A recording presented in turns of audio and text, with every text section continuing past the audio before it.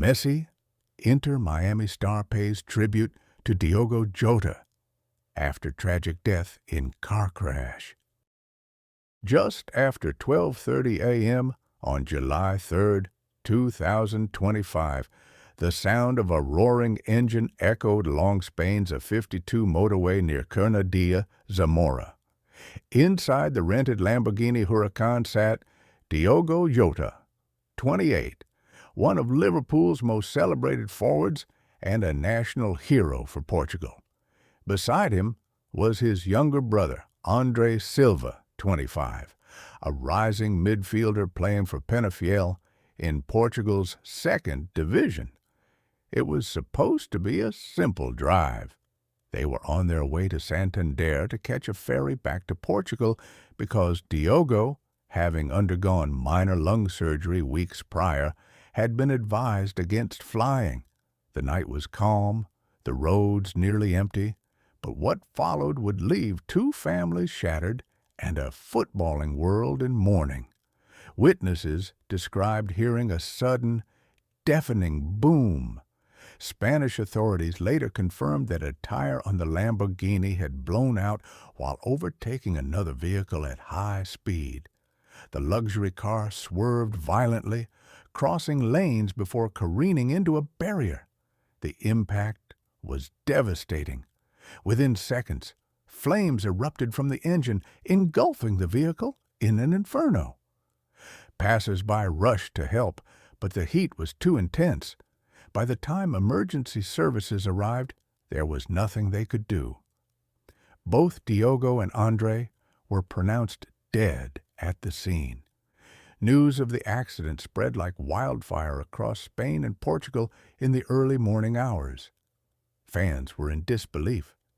Many couldn't comprehend how a man who just weeks ago lifted the Premier League trophy with Liverpool could be gone. Diogo Jota had married his longtime partner Rute Cardoso on June 22, 2025, and was father to 3 young children. Andre, equally loved by those around him, had been planning to propose to his girlfriend later that summer. The brothers had been inseparable since childhood, their bond only strengthened by their shared passion for football. Spanish Civil Guard investigators worked through the night. Preliminary findings suggested no other vehicles were directly involved in the crash. Investigators believed the tire failure at such high speed left no chance for recovery. Skid marks on the tarmac told a story of desperate braking and loss of control. Officials later stated that although speed was a factor, there was no evidence of reckless driving or intoxication. The luxury car's power combined with a mechanical failure created a lethal combination. In Liverpool, the club issued an emotional statement by dawn. "We are devastated to confirm the death of our player, Diogo Jota, in a car accident in Spain. The thoughts of everyone at Liverpool Football Club are with Diogo's family and friends at this terrible time. The club will offer full support to his loved ones in the days and weeks ahead." At Anfield, grief-stricken supporters began gathering outside the gates, leaving flowers, scarves, and handwritten notes. Flags at both Anfield and Liverpool's training ground were lowered to half-mast. The Portuguese Football Federation declared a national day of mourning for the player who had earned 49 caps and scored vital goals for his country. Moments of silence were held during Women's Euro 2025 matches, and athletes across sports wore black armbands in solidarity. Cristiano Ronaldo posted a heartfelt message on Instagram. "I have no words.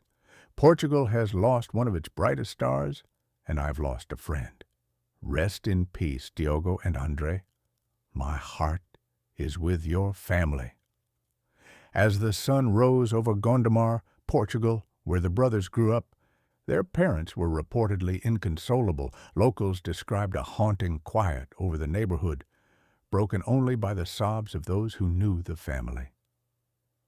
2 lives full of promise, taken in a moment, one neighbor said to reporters. By the end of the day, tributes poured in from all corners of the globe. Lionel Messi, now playing for Inter Miami, posted a simple black and white photo of Diogo Jota on his official Instagram account. The caption read, "My sincerest condolences to the family and all who loved him. Rest in peace, Diogo and Andre." It was a stark reminder of how quickly life can be stolen away, leaving only memories and unanswered questions. The funeral mass opened in the early hours of July 5th, 2025, at Igreja Matriz de Gondomar, the same church where Diogo Jota had met his wife years before. Inside, the mood was hushed, solemn. Hundreds packed the pews, heads bowed in grief. Liverpool teammates, national stars, and family members gathered to honor 2 lives cruelly cut short.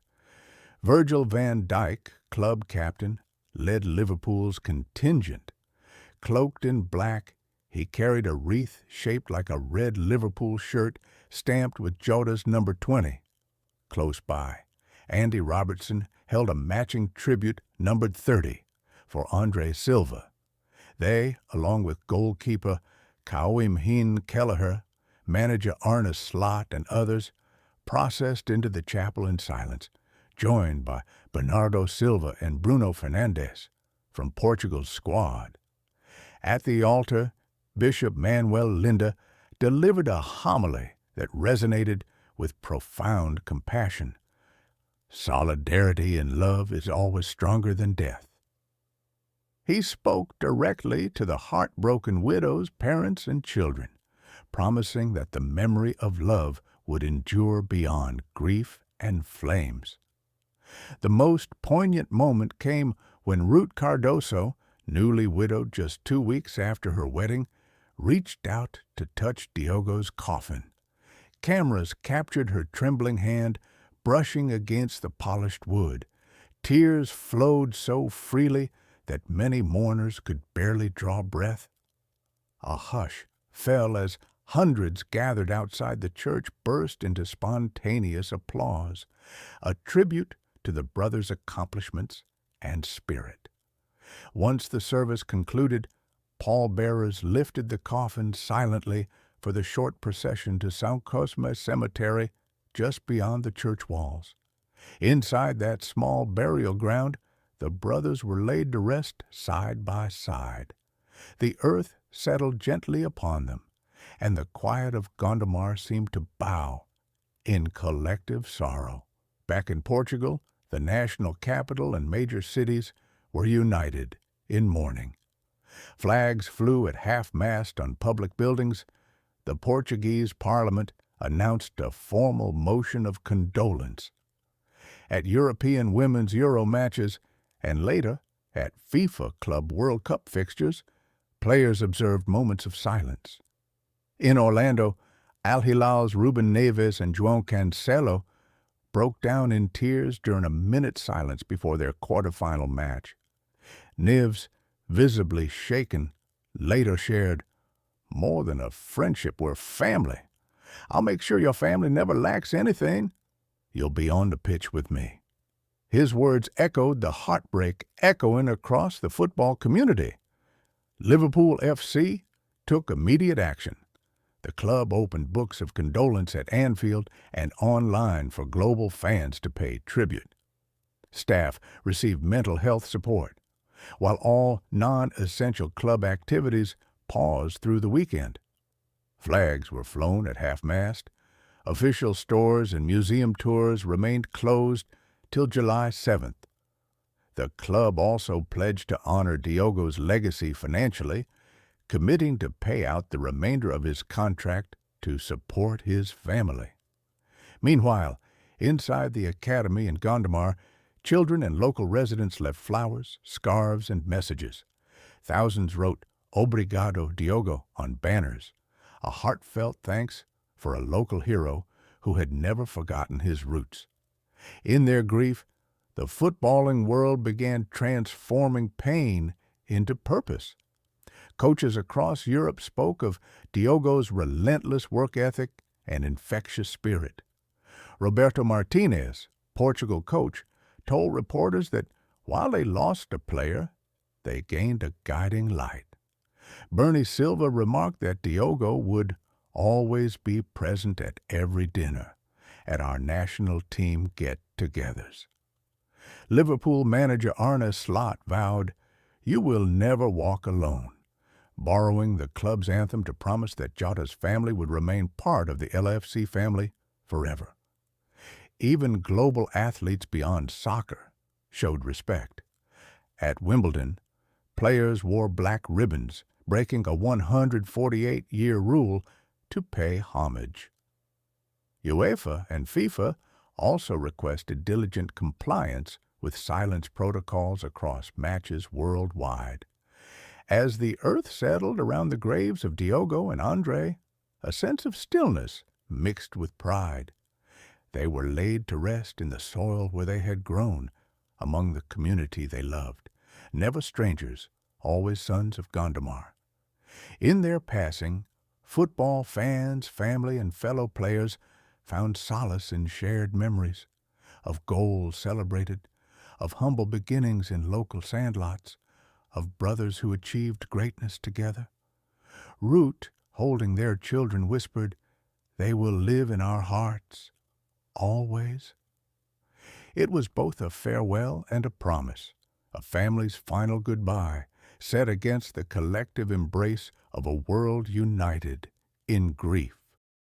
If you enjoyed this story, don't forget to give it a thumbs up and hit that subscribe button for more emotional, dramatic, and unexpected tales. And let us know in the comments, where in the world are you watching from? We love hearing from all of you. Until next time, stay kind, stay curious, and keep watching.